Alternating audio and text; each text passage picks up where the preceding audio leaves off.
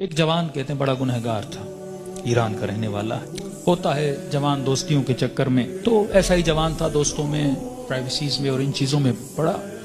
جو والدین نے زیادہ پوچھنا شروع کیا تو اس کو پتا تھا اب گھر میں تو یہ میں کام نہیں کر سکتا، نشے کا عادی ہو چکا تھا، تو اس نے ماں باپ کو چھوڑا۔ کہتا میں اتنا بد اخلاق تھا، جب غصہ آتا تھا تو کبھی کبھی ماں کو بھی مارتا تھا، باپ کو بھی۔ جب نفس کی حکمرانی ہو جائے نا بندے پر تو ظالم بھی بن جاتا ہے۔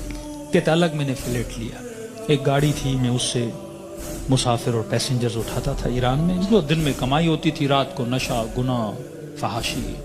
کہتے ہیں محرم کا مہینہ شروع ہوا، ایام محرم آئے، 6 دن گزر گئے، میرے دوست نہیں آئے۔ میں نے فون کیا کیوں نہیں آئے، انہوں نے کہا کہ مصیبت کے دن ہیں، ایام ازاں ہیں، ہم گنہگار ہیں لیکن کم از کم 10 دنوں میں ہم احترام کرتے ہیں۔ تو کہتا میں غصے سے دوستوں کو آنے کی ضرورت نہیں ہے، میں نے گاڑی نکالی اور راستے کو جا رہا تھا، مسافر اٹھاتے اٹھاتے رات بہت لیٹ ہو گئی تھی، اس راستے پہ ایک میں نے لڑکی کو کھڑا ہوا دیکھا، اسے میں نے گاڑی میں بٹھایا، کہاں جانا ہے، کہا سیدھا جانا ہے۔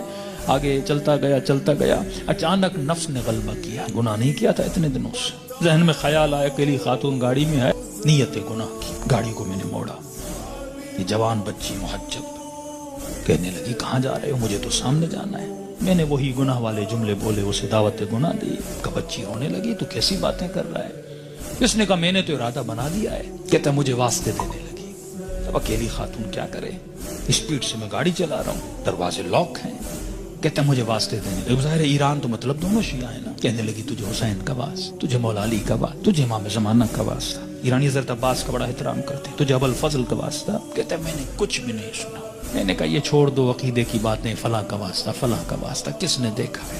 کہتے آخر میں اس نے ایک جملہ کہا جس سے میرا وجود کام گیا۔ کہا تجھے نہیں پتا میں کون ہوں؟ کہا میں سمجھا بولے گی فلاں پولیس والے کی بیٹی ہوں، فلاں افسر کی بیٹی ہوں، یہ ہو وہ ہوں۔ میں نے کہا کون ہو؟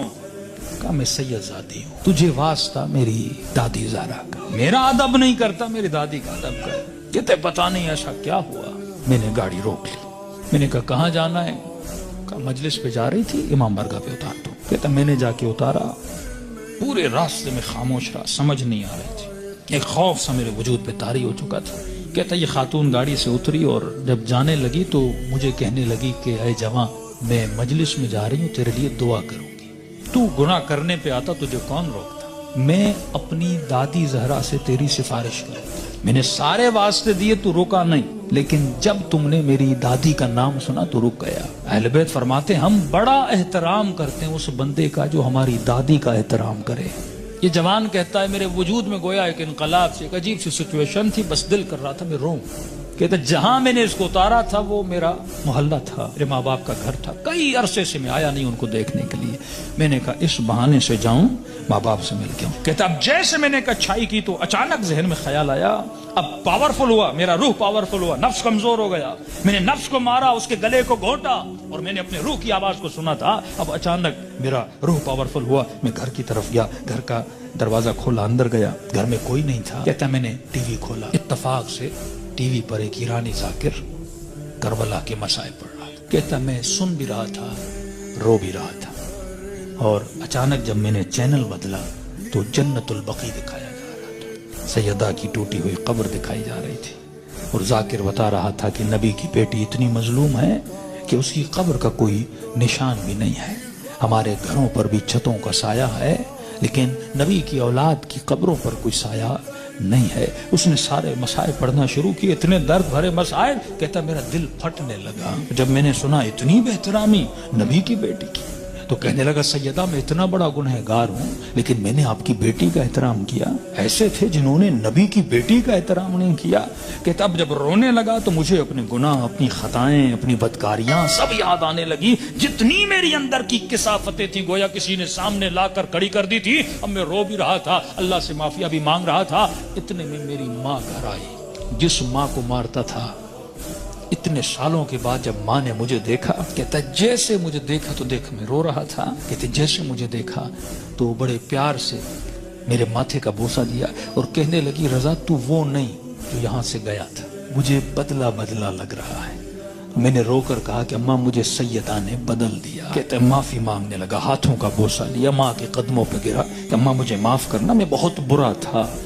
جب میں زیادہ رونے لگا تو ماں نے کہا بیٹا یہاں نہیں رو، امام بارگاہ میں مجلس ہو رہی ہے، معصوم کا فرمان ہے کوئی بھی دنیا کی مصیبت آئے نا ایسے نہ رویا کرو، بیوی چھوڑ کے جاتی ہے، بچے بدتمیزی کرتے ہیں، رزق میں پریشانیاں آتی ہیں، بندے کا دل کرتا ہے روں، کہتے ایسے اپنے آنسوؤں کو ضائع نہ کیا کرو، ذکر حسین کو یاد کیا کرو، مصیبت اہل بیت کو یاد کیا کرو، ان آنسوؤں کی قیمت بڑی ہے، ان کو ایسے ضائع نہ کیا کرو، غم حسین میں، مناجات خدا میں، توبہ میں بہایا کرو۔ تو ماں نے کہا حسین کی مجلس میں جاؤ، کہتا ہے اتنے سالوں کے بعد جب محلے میں گیا تو محلے داروں نے دیکھا رہے وہ جوان جو اتنا گمراہ تھا آج ذکر حسین میں رو رہا ہے، اس کی زندگی میں انقلاب بپا ہو گیا۔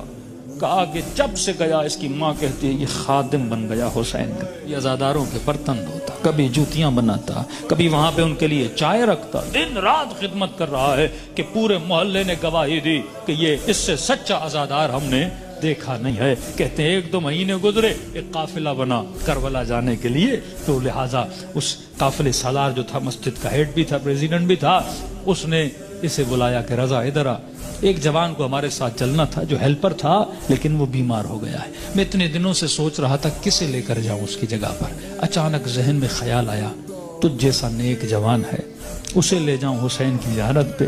کہتا جیسے میں نے سنا میں رونے لگا، میں نے کہا مولا حسین کچھ دن نہیں ہوئے آپ کے قافلے میں آیا ہوں، اتنی جلدی آپ نے مجھے اپنی زیارت پہ بلا لیا۔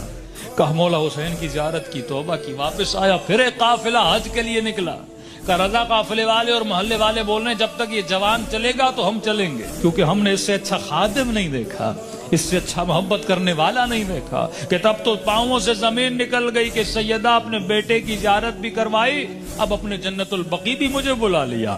کہ اتنا بڑا شرف مجھے ملا، گویا زندگی بہار بن چکی تھی۔ جب سب کچھ کر کے واپس آیا، اس کے محلے کا ایک نیک متقی پرہیزگار تاجر تھا، بزنس مین تھا، وہ اس کے باپ سے ملا، کہنے لگا کہ میں اتنے دنوں سے دیکھ رہا ہوں ایک جوان میں اتنا انقلاب آ جائے، مجھے سمجھ نہیں آ رہا، مطلب یہ ارادے کا اتنا مضبوط ہے، یہ اور بن چکا ہے، میں چاہتا ہوں کہ اپنی بیٹی کا رشتہ اس سے کرواؤں۔ اس نے کہا کہ میں اپنے بیٹے کی گارنٹی نہیں دیتا، تجھے پتا ہے 4 مہینے پہلے کیا تھا اب کیا ہے، بات کرنی اس سے جا کر خود کر۔